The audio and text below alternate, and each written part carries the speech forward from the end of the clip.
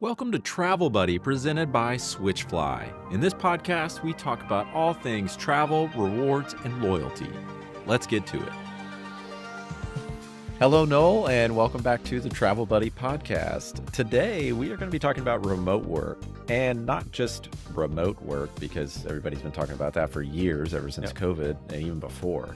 But today, I want to talk about like real remote work, like people that are literally like off grid or are traveling all year. Or Correct. I had a colleague who would get a van during the summer and drive all across the country and was working from the back of her van out in the Nice. middle of nowhere, with Yep. some kind of satellite deal. So that's what I want to talk about. But I also want to get your take on, as an employer, how you think about remote work in that way for Mhm. your team, or what expectations you have and their Yep. culture, just things like that I think would be helpful. And I Sure. know this is a big, complicated topic, Yep. but tell me a little bit about how do people do this? How do people do real remote work for a long period of time? How does that happen? It's it has to be the right skill set, right? So, Mm, we were just talking about like a physician, probably not unless you go to Physicians Without Borders or one of those kinds of things. I think that what's interesting. So, my wife and I were just in Scotland, right, for a couple of weeks, and we found a website. I'll plug them here, called TrustedHousesitters.com, right? And you register for TrustedHousesitters.com as a pet owner, and basically, I think it's $150 for us to apply for this or whatever, and you can go find someone. So it's like dating for people who are going to stay in your house and watch your animals, right? So, we filled it out, and literally within 24 hours, had a couple that basically sent us a note. We did a Zoom call with them. We're like, "Yep, let's do it." Right now, because the rates just went up, for us to board our dogs, and I fell over when I heard this the other day. mm. For 2 dogs at this boarding place, it's $190 a night.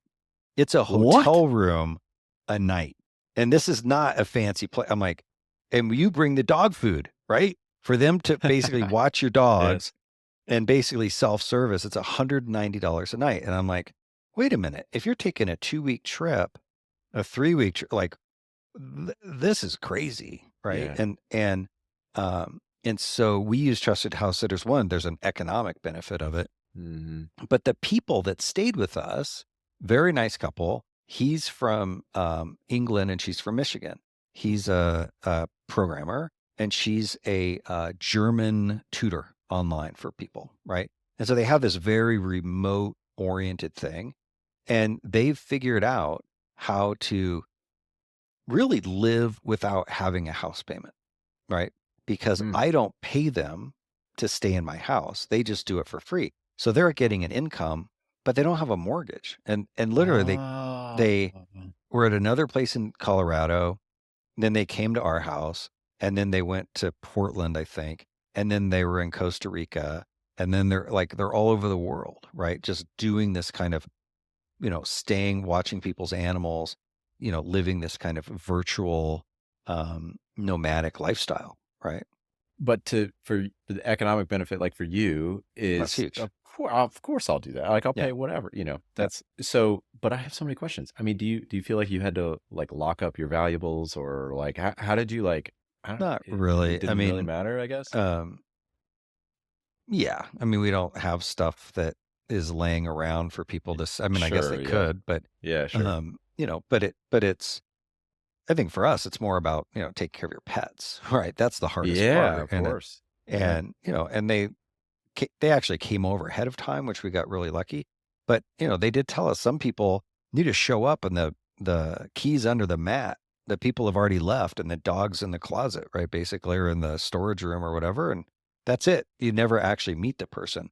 That, for my wife, that's pushing a little bit. But no, I think that there is a world out there of people that travel, right? Yeah.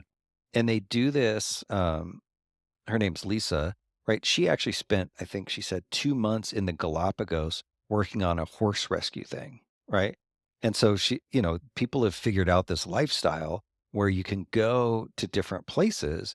And as long as you have internet, right? And let's be Mm-hmm. real, Zoom is the way of the world now, right? It's Mm-hmm. not, no one's going back. Mm-hmm. Um, that what you have environments where people either, we have remote employees, right? So we have people in India, we have people in Mexico, we have people 26 states, right? All over the place. So as a company, we're always used to having remote people just in general. Mm-hmm. The and what we've seen is we do have some employees that are kind of travel working um, professionally, right? Hmm. And some people are very good at that, right? Some people aren't so good, and that's where my employer hat goes on, which Mm. is, I think um, it can't be a disadvantage to the employer, right?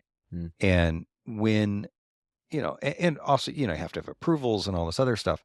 But, I think the other piece is, you can take your laptop and you can be anywhere, but you also have to maintain the work kind of hours with your team, let's say. And what I Mm-hmm. mean by that is, if you're in, Germany, you're 8, 9 hours ahead.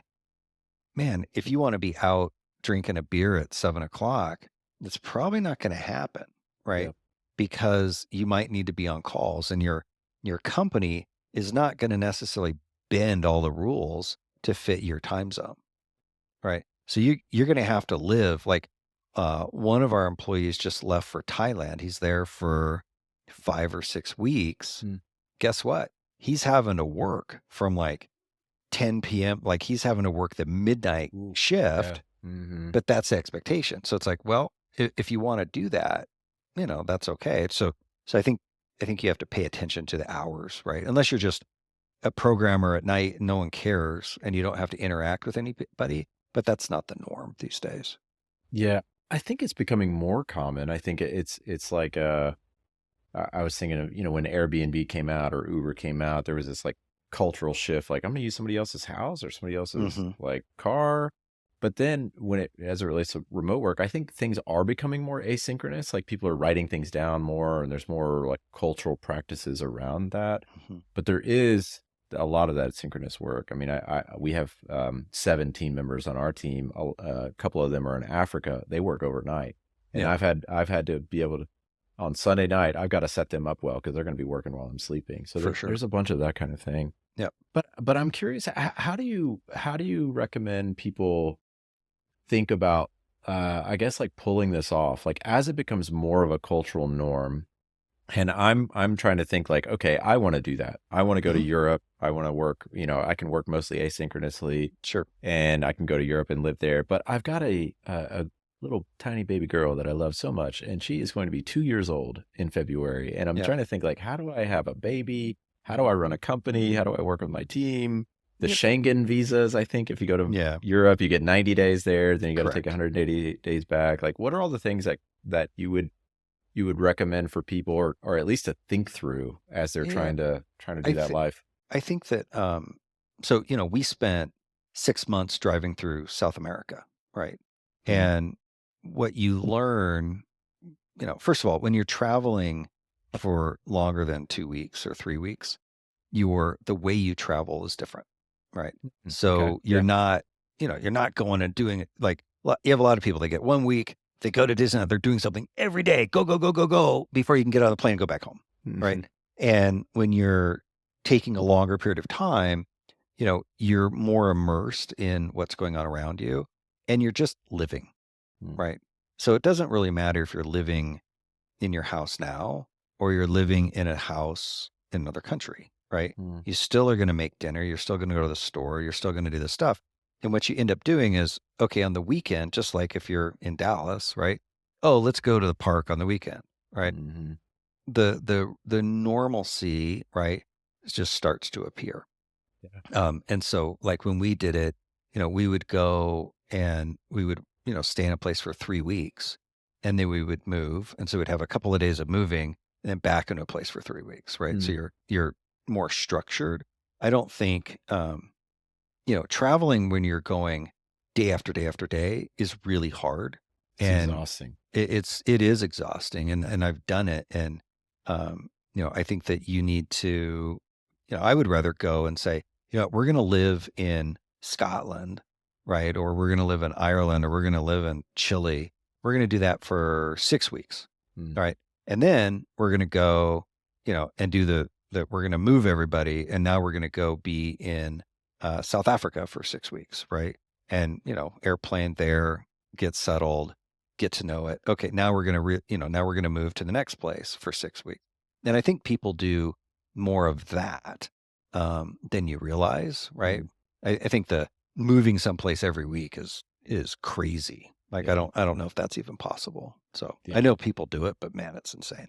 Yeah, it's grueling. It's grueling. One thing Yeah. I do think is like I would love to travel that much, but also relationships and community is really important here locally. I mean, yeah, I just think like it's so hard to like have family and things like that when you're traveling so much. But maybe it's just seasonal. Maybe it's just a season in your life.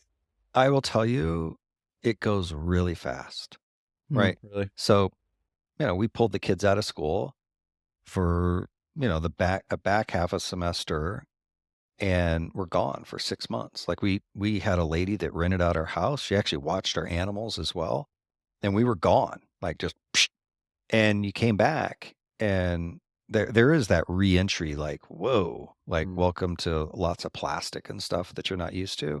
But you realize like not much changes, really. Like you're gone for 6 months, you've done all this stuff, but you come back and it's like, oh yeah, hey, like how's it going? Everyone's still getting the mail, doing their normal stuff. What did you do? Oh, we went here for spring break, and then we're back at work. Kids are at school. It's in 6 months, not that much changes, right? Did your kids' school give you a hard time? I guess I can imagine some teachers being like, "Hey, we got geometry going that whole month, or whatever." Yeah. So our boys, when we did this, Gavin was 5th grade and Hayden was, I think, 8th grade. And that's the hardest part, right? And I think as kids get older into high school, and unless you can teach the chemistry class, you have to find a way around it, right? Yeah. And some high schools and things support this, and kids can dial in over Zoom and things to learn. For us, our middle school basically gave us, here's what you have to keep up on. And for Gavin, we did the same kind of thing. And it was great, right? I mean, we were doing natural science, reading about volcanoes while we were hiking a volcano in Chile and looking down the chutes, right, where the lava comes out and stuff. And then when we were leaving, like 2 days later, it exploded. But, right. But like there's real life lessons there. Yeah. And I think that for kids, it's great. Like we as a family, having done that, it is a bonding thing as a family. Like even now, we still refer back to that time as, just we make jokes about it and things that happened on that trip that only we know about as a family. So I think it actually brought us close together. Yes, there's tense moments, and there's that, okay, trying to find your way into a place and getting in and getting settled, and the kids, and we got robbed and all this other stuff. But, I would do it again in a heartbeat. Right. And I think it's well worth it to do it. And, even at 18 months, maybe a little bit older, but the difference to your kid between being in Dallas and being in Iceland, they don't know. They have no idea, right? And I think the community that you have will be the community that is there when you come back, right?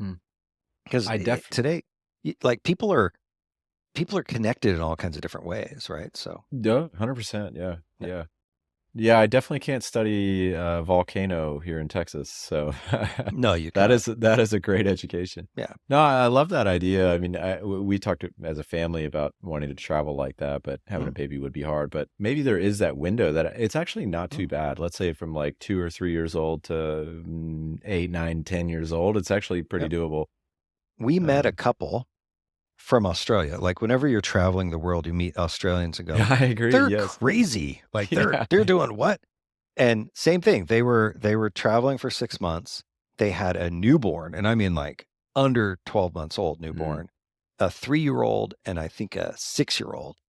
And they were just doing it. They rented these houses and they were like cranking through. They would be there for 2 weeks and then move to another place for another couple of weeks. And, they were just living, right? Is I think the way to look at it is like, okay, I'm going to live here now for, 2 to 3 weeks, and then we're going to move someplace else. And it's just how nimble are you, right? You can't take the pack and play and the this and that, like all the stuff that we build up. Like, our kids have slept in a drawer, like pull the drawer out, put a blanket in, that's your bed, right? When they were little. So, you just have to be flexible. Yeah, I like that. Well, there's so much that we could dive into this topic. I would love to hear more, maybe in a future episode, about you being an employer and what that is like, because I think that is such a tension between a lot of conversations that are happening in the news today and the way that employees feel about their organization and the way that work gets done. I mean, there's so much to explore there. Yep. In a way, especially as a travel company, and you guys, the way that you can execute on it. Sure. So I'd love to talk about that sometime. But okay. Nowell, as always, thank you so much for this thought. I am excited to try to plan a trip and maybe live my life somewhere else. And there you go. People feel that way. So nice. Thank you so much. All right. We'll talk soon. All right. Thanks, Brad. See you.